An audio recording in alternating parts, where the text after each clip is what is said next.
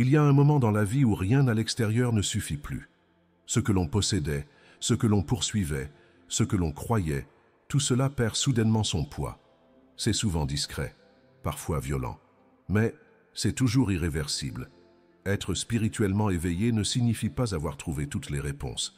Cela signifie avoir cessé de fuir les vraies questions. C'est le moment où l'on commence à voir à travers les illusions, les rôles, les masques, les automatismes. Ce que l'on appelait « moi » devient suspect.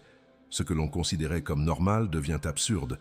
Et ce que l'on croyait éternel commence à mourir sous nos yeux. L'éveil, ce n'est pas une lumière douce et chaleureuse. C'est d'abord une lucidité brutale. Voir le monde tel qu'il est, sans les anesthésies sociales. Voir les autres dans leur mécanique. Et surtout, se voir soi-même sans filtre. Carl Jung l'avait bien pressenti. Ce processus n'a rien de confortable. Il écrit que ce que l'on ne veut pas voir en soi revient sous forme de destin. Et en effet, s'éveiller, c'est être forcé de rencontrer ce que l'on avait enfoui, l'ombre, les blessures, les contradictions. Mais il y a dans cet inconfort une étrange paix, une vérité nue, silencieuse, qui commence à habiter les gestes les plus simples. On n'a plus besoin d'impressionner, on n'a plus besoin de courir. Quelque chose en nous a cessé de chercher à être autre chose. L'éveil spirituel, c'est aussi perdre l'innocence. Mais c'est une perte sacrée. Elle ouvre un regard nouveau, un regard capable d'aimer sans possession, de voir sans juger, de vivre sans fuir.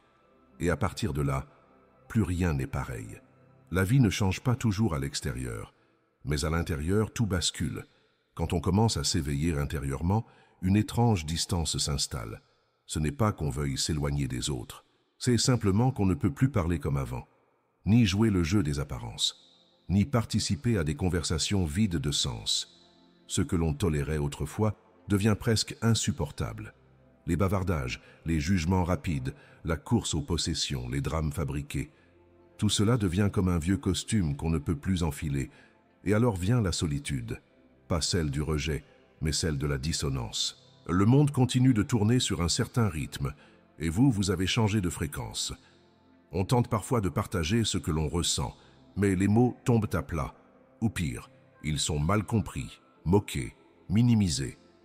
On vous regarde comme si vous aviez perdu pied, alors que pour la première fois, vous avez vraiment mis le pied à terre. Il y a dans cette solitude une blessure silencieuse, celle de voir des personnes aimées continuer à vivre dans l'inconscience, à répéter des schémas destructeurs, à souffrir inutilement, et de savoir qu'on ne peut pas les forcer à voir. Car le réveil ne s'impose pas. Il arrive quand l'âme est prête, et parfois cela prend toute une vie, parfois cela ne vient jamais. Alors on apprend à se taire, pas par mépris mais par amour. On choisit le silence comme protection, non pas pour fuir, mais pour préserver ce qui en nous commence à guérir. Et c'est là que l'on comprend. Être éveillé, c'est accepter de marcher seul, sans arrogance, mais avec fidélité envers ce que l'on a vu. C'est continuer à aimer sans être compris. C'est rester vrai, même dans l'invisible. C'est honorer son chemin, même s'il n'y a pas d'applaudissements. Parce que la vérité intérieure, une fois révélée, ne peut plus être trahie. Il y a une chose que l'on découvre rapidement après un éveil spirituel. Certaines expériences ne peuvent pas, et ne doivent pas, être partagées avec tout le monde. Non par élitisme, mais par lucidité. Les réalités intérieures, les intuitions profondes, les visions de l'âme, sont comme des semences, fragiles, vivantes, sacrées. Lorsqu'on les expose trop tôt ou trop ouvertement, elles se fanent, se vident de leur essence. Parfois, elles sont même ridiculisées, déformées ou transformées en arguments contre vous. Ce n'est pas que le monde soit hostile à la vérité, c'est que certaines vérités exigent un effondrement préalable pour être entendues. Comme l'écrivait Jung, celui qui regarde à l'extérieur rêve, celui qui regarde à l'intérieur s'éveille. Mais tout le monde n'est pas prêt à regarder à l'intérieur. Tout le monde n'est pas prêt à tomber. Car tomber, c'est perdre ses certitudes. C'est mourir à une image de soi. C'est être confronté à sa propre peur du vide, à son orgueil, à ses blessures les plus anciennes. Et ceux qui n'ont pas encore vécu cette chute, ou qui la fuient, réagissent souvent avec méfiance ou agressivité face à ceux qui parlent de l'invisible. Ils n'entendent pas, ou plutôt, ils entendent à travers leur peur. Parler de l'invisible, c'est marcher sur une ligne fine entre le partage sincère et l'exposition prématurée. C'est risquer d'être incompris, mais aussi de perdre ce qui, en vous, était encore en gestation. Il y a un temps pour dire, et un temps pour protéger. Le silence, parfois, est un acte d'amour envers ce qui grandit en vous, car ce que l'on vit dans les profondeurs n'a pas besoin d'être expliqué à tous. Il a seulement besoin d'être honoré. Dans le silence, dans la discrétion et dans la présence, il y a des intuitions qui naissent comme des graines dans l'obscurité. Elles ne sont pas encore des idées claires, elles ne sont pas encore prêtes à être formulées. Ce sont des impressions profondes, des images fugitives, des élans mystérieux qui n'ont pas encore trouvé leur langage. Et pourtant, elles sont vraies. La vision intérieure, celle qui surgit après l'éveil, ne ressemble pas à une conclusion logique. Elle vient du silence, elle pousse dans les fissures de l'âme. Elle est vivante, en mouvement et souvent déroutante. Partager cette vision trop tôt, c'est comme tirer sur une plante encore fragile pour la faire pousser plus vite. Tu risques de l'arracher au lieu de la nourrir. Beaucoup, dans l'enthousiasme ou dans le besoin d'être compris, se précipitent à raconter ce qu'ils ont entrevu. Mais ce qu'on partage avant l'heure se fige. Cela devient un concept, une image mentale, un discours, et non plus une réalité vécue. Il faut du courage pour garder en soi une vérité naissante. Car le monde moderne nous pousse à exprimer, à valider à l'extérieur ce que l'on ressent à l'intérieur.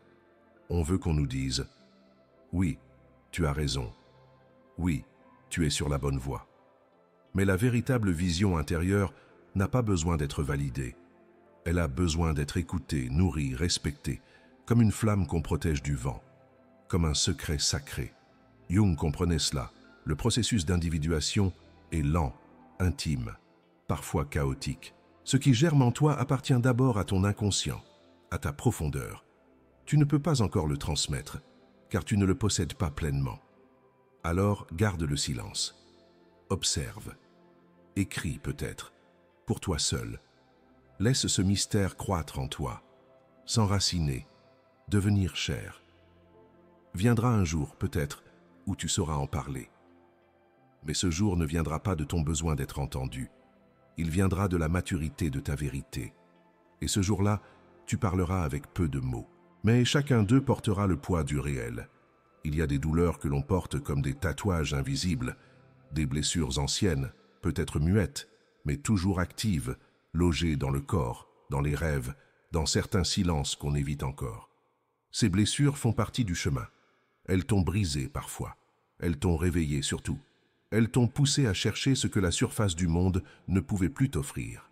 Mais ce que l'on découvre tôt ou tard, c'est qu'il ne faut pas exposer ces cicatrices à n'importe qui. Le monde est rempli de regards pressés, de jugements automatiques, de curiosité sans empathie. Raconter ce qui t'a blessé à ceux qui n'ont pas appris à écouter, c'est risquer de rouvrir une plaie qui commençait à guérir. Certaines personnes utilisent les confidences comme des armes, d'autres les minimisent, ou les analysent froidement, comme si ton vécu pouvait être disséqué sans en sentir le poids. Partager sa blessure, ce n'est pas un acte de faiblesse, mais c'est un acte sacré. Et tout ce qui est sacré demande un espace sûr. Il ne s'agit pas de se refermer sur soi. Il s'agit de discerner, de savoir à qui tu ouvres ton histoire, de sentir si l'autre a la maturité d'accueillir sans vouloir réparer, corriger ou détourner. Carl Jung disait que les blessures ne sont pas seulement à guérir, elles sont à transformer. Et cette transformation est souvent invisible, silencieuse, faite d'alchimie intérieure, pas d'exhibition. Tu n'as pas besoin de tout dire, tu n'as pas besoin d'expliquer à tous pourquoi tu es devenu qui tu es. Tu as le droit de garder certaines douleurs pour toi, non pas par honte, mais par amour de ce qu'elles t'ont appris. Ceux qui méritent d'en connaître les contours les reconnaîtront dans ton regard, dans ta manière d'aimer, dans ton silence, pas dans tes paroles. Et cela suffira. Dans un monde saturé d'images et de mises en scène, même la quête spirituelle est devenue parfois une vitrine. On partage ses lectures, ses retraites, ses méditations, ses rituels, comme on partagerait un plat ou des vacances. Mais ce qui te sauve vraiment ne se montre pas. Ce qui te tient debout quand tout en toi veut tomber, ce qui t'ouvre à une force plus grande que toi, ce n'est pas à afficher, c'est à vivre. Ta pratique intérieure, qu'elle soit prière, silence, art, présence, marche ou souffle, appartient à un espace qui échappe au langage. C'est un lien invisible, intime, entre toi et ce qui te dépasse. Et plus tu cherches à l'exposer, plus tu risques de le diluer.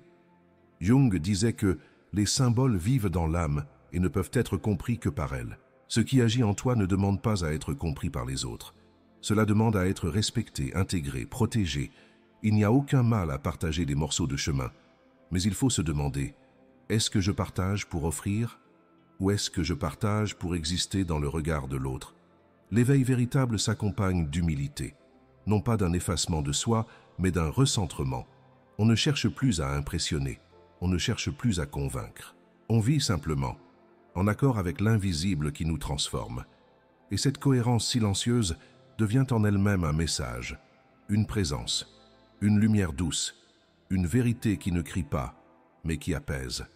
Ce qui te sauve n'a pas besoin de scène. Ce qui t'ouvre à l'essentiel n'a pas besoin de témoins. Ce qui te relie au sacré vit dans l'ombre, comme une graine dans la terre. Protège cela. Honore cela, car c'est là que réside la source. Quand on commence à voir clair en soi, on commence aussi, parfois malgré soi, à voir clair en l'autre. Les mécanismes, les blessures cachées, les jeux d'ego, les peurs maquillées en certitude. Et cette lucidité peut devenir un piège. Car ce n'est pas parce que tu perçois la vérité d'un être que tu dois la lui révéler. Ce n'est pas parce que tu devines ce qu'il fuit que tu dois l'y confronter. L'éveil n'est pas une arme. Ce n'est pas un droit de regard supérieur. Ce n'est pas une posture de sachant. La conscience profonde donne de la clarté, oui, mais cette clarté ne t'appartient pas. Elle t'est prêtée comme une flamme fragile. À toi de la porter avec humilité. Jung disait « Connaître sa propre obscurité est la meilleure méthode pour faire face à l'obscurité des autres. » Ce que tu vois en eux, tu ne le vois que parce que tu l'as reconnu en toi. Et cela t'oblige non à juger, mais à aimer avec justesse. Garde donc pour toi certaines intuitions, même si elles sont justes, même si elles brûlent d'être dites, car les vérités imposées deviennent des violences, et les dévoilements précoces ferment plus qu'ils n'ouvrent. Tu peux être là, présent, attentif, offert, mais sans t'immiscer, sans dévoiler, sans nommer ce que l'autre n'est pas encore prêt à voir. Ta simple présence peut être un miroir, un déclencheur, un repère silencieux, et cela suffit. Le chemin de chacun est sacré, même dans ses détours, même dans ses fuites, même dans ses chutes.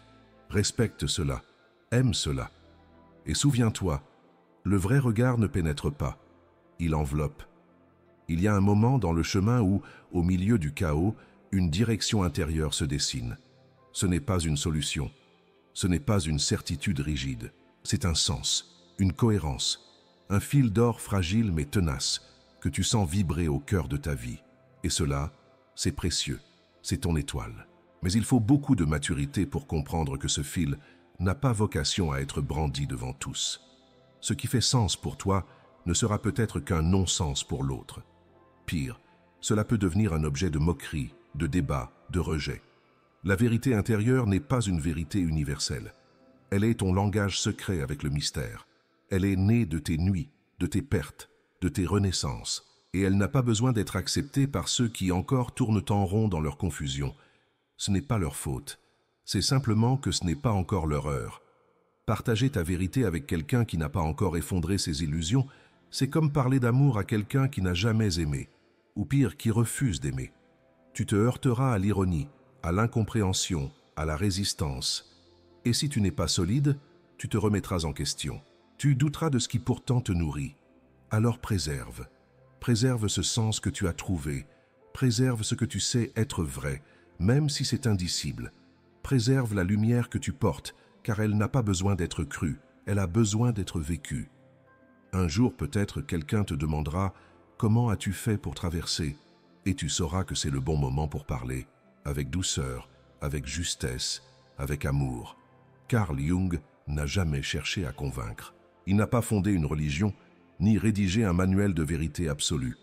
Il a observé, exploré, accueilli les profondeurs humaines comme on entre dans une cathédrale obscure, sans torche, mais avec respect. Et ce qu'il a compris, ce que peu de gens comprennent encore aujourd'hui, c'est que le chemin de la conscience n'est pas fait pour être imposé. Il est fait pour être vécu. C'est pourquoi il parlait d'individuation. Un mot étrange, peu utilisé dans le langage courant, mais un mot essentiel. Individuation, cela signifie devenir qui l'on est vraiment, au-delà des masques, des rôles, des conditionnements sociaux et familiaux. C'est un travail intérieur, lent, douloureux parfois, mais profondément libérateur. L'éveil, dans cette perspective, n'est pas une illumination spectaculaire. C'est un processus, c'est l'acte de se détacher, couche après couche, de ce qui n'est pas soi. Et ce processus est radicalement personnel. Tu ne peux pas convaincre quelqu'un de s'individuer. Tu ne peux pas prouver à l'autre qu'il est endormi. Tu ne peux pas prescrire l'éveil comme on prescrit un médicament, car tout ce qui vient de l'extérieur, même les paroles les plus sages, reste stérile tant que l'intérieur n'est pas prêt à l'accueillir. C'est pourquoi Jung insistait, le soulagement ne vient pas d'échapper à sa souffrance, mais de lui donner un sens. Et ce sens ne se transmet pas comme une vérité universelle. Il émerge, il naît. Il se découvre dans l'intimité de la conscience. Ce que tu vis ne regarde que toi. Ce que tu comprends ne concerne que ton chemin. Tu peux inspirer, oui, mais jamais forcer, jamais convaincre. Parce que l'éveil n'est pas un discours, c'est une mue. Il y a un paradoxe cruel sur le chemin de l'éveil. Plus tu avances, plus l'ego trouve des manières subtiles de revenir. Il ne se montre plus comme vanité ou ambition sociale. Non, il revient déguisé et sans sage, en éveillé, en guide, parfois même en sauveur. Et si tu ne restes pas vigilant, il prendra la forme la plus séduisante de toutes, celle de celui qui sait, de celui qui voit, de celui qui a compris. C'est ce qu'on appelle l'ego spirituel. Et il est bien plus dangereux que l'ego ordinaire. Pourquoi ? Parce qu'il est légitimé par l'illusion d'avoir dépassé l'ego. Parce qu'il se nourrit de vérités profondes, mais les utilise pour se glorifier. Parce qu'il transforme l'humilité en posture, le silence en stratégie, la compassion en domination douce. Tu ne t'en rends pas toujours compte au début. Tu crois peut-être que tu aides, que tu éclaires, que tu partages. Mais, peu à peu, tu parles de toi, de ton éveil, de ta pratique. Tu fais rayonner ton chemin pour qu'il soit vu. Et à ce moment-là, tu n'es plus dans la lumière. Tu es dans la vitrine. Carl Jung mettait en garde contre les contenus spirituels mal intégrés. Le contact direct avec l'inconscient peut enivrer celui qui n'est pas prêt. Et c'est souvent le cas quand on confond le vécu intérieur avec une mission extérieure. L'éveil véritable ne cherche pas d'audience. Il n'a pas besoin de validation. Il agit, il transforme. Il aime, sans bruit. Si tu ressens le besoin d'être reconnu comme éveillé, c'est que quelque chose en toi ne l'est pas encore. Pas vraiment. Le silence, encore une fois, devient la vraie réponse. Non pas un silence figé, mais un silence habité. Celui de celui qui n'a plus besoin de prouver quoi que ce soit à personne. Il y a des choses qu'on apprend à garder pour soi. Non par peur, non par isolement, mais par respect. Respect pour ce qui nous dépasse, respect pour ce qui ne peut être réduit à des mots. Le sacré, ce que tu as entrevu dans tes moments les plus vrais, ne supporte pas le bavardage. Il se retire dès qu'on veut l'expliquer. Il se voile dès qu'on le banalise. Ce n'est pas de la superstition, c'est une loi intérieure. Tout ce que tu as vécu dans l'ombre, dans la souffrance ou dans l'émerveillement silencieux, tout cela te constitue. Et cela n'a pas à devenir un récit à la portée de tous. Parler parfois, c'est se trahir, c'est se disperser, c'est exposer ce qui ne demande qu'à s'approfondir encore. Jung écrivait que l'âme a besoin de rituels, de symboles, de mystères, pas pour rester enfermé dans le mystique, mais parce que le langage de l'âme n'est pas celui de la logique. Trop souvent, nous pensons que nous devons tout dire, tout mettre en lumière, tout partager. Mais ce désir vient rarement de la sagesse. Il vient du mental, du besoin de reconnaissance, ou de cette angoisse de disparaître si personne ne nous voit. Or, la vraie protection ne vient pas de l'extérieur. Elle vient de notre capacité à poser des limites sacrées, à dire « cela, je le garde. Cela, je ne l'explique pas. Cela, je vis avec. » Protéger le sacré, c'est aussi se rappeler qu'il y a en soi une chambre secrète, un lieu sans spectateur, un sanctuaire où aucune validation n'est requise. Et plus tu protèges cet espace, plus il rayonne. En silence, en vérité. Il arrive un moment, après bien des lectures, des discussions, des quêtes extérieures, où l'on comprend enfin. Les mots sont limités. Ils tournent autour de l'essentiel, mais ne le touchent jamais vraiment. La vérité la plus profonde ne s'explique pas.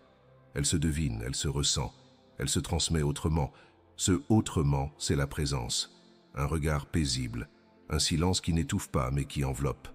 Un souffle tranquille qui dit « Je suis là, je ne fuis plus ». C'est cela le langage de l'âme, pas une théorie, pas une doctrine, mais une qualité d'être. Tu peux avoir lu tous les livres du monde, mais si ton silence est agité, si ton regard est dur, si ta présence n'accueille pas, alors ce que tu sais reste mental, et l'autre ne recevra rien.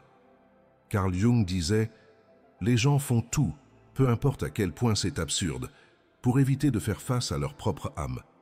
Le véritable travail, celui qui parle sans bruit, est celui qui nous met en lien avec elle, avec patience, avec sincérité.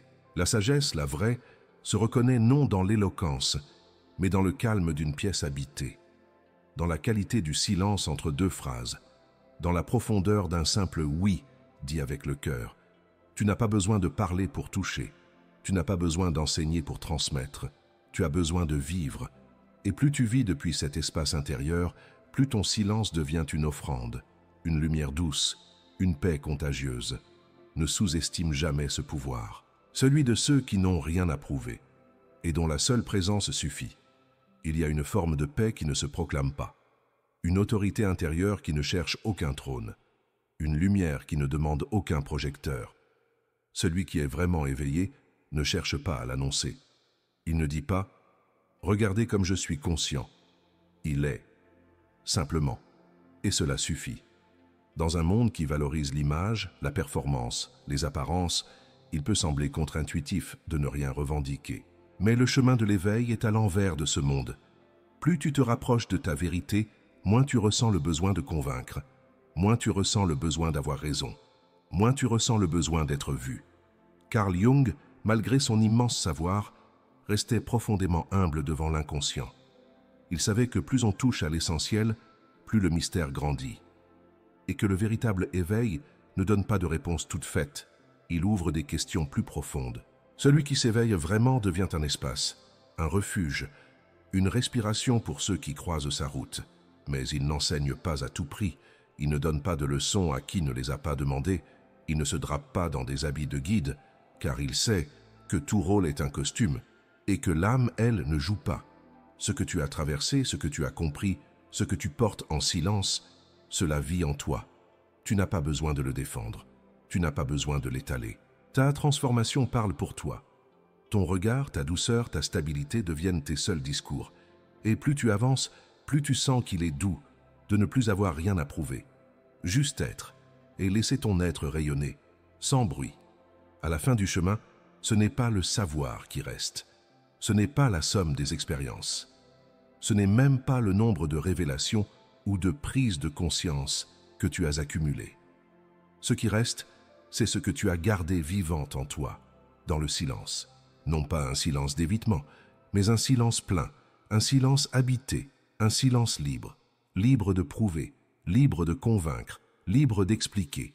Ce silence-là est un choix, un positionnement intérieur. Il dit « Je n'ai pas besoin que tu comprennes pour que ce soit vrai pour moi ». Il dit « Je n'ai plus peur de ne pas être entendu ». Il dit « Je suis en paix avec ce que je ne peux pas dire ». Et c'est là peut-être la forme la plus profonde de maturité spirituelle. Carl Jung aurait dit « Ce n'est pas dans le bruit du monde qu'on se retrouve, c'est dans l'ombre, dans l'écoute, dans le retrait volontaire que l'on entre enfin en contact réel avec soi-même. Celui qui parle sans cesse du sacré finit par l'épuiser. Celui qui garde le silence lui donne de l'espace pour vivre, respirer, grandir. Et dans ce silence, un lien se tisse avec les autres, avec l'invisible, avec soi. Un lien fait de présence, de vibration, d'authenticité nue. Le silence devient alors un acte d'amour. Tu ne forces plus personne à te suivre. Tu laisses chacun marcher à son rythme, dans sa propre nuit. Tu offres un espace libre, sans tension, sans attente. Et c'est aussi un acte de liberté. Car ce que tu as compris, Ce que tu es devenu n'appartient plus au monde extérieur. Cela est à toi, en toi, pour toujours.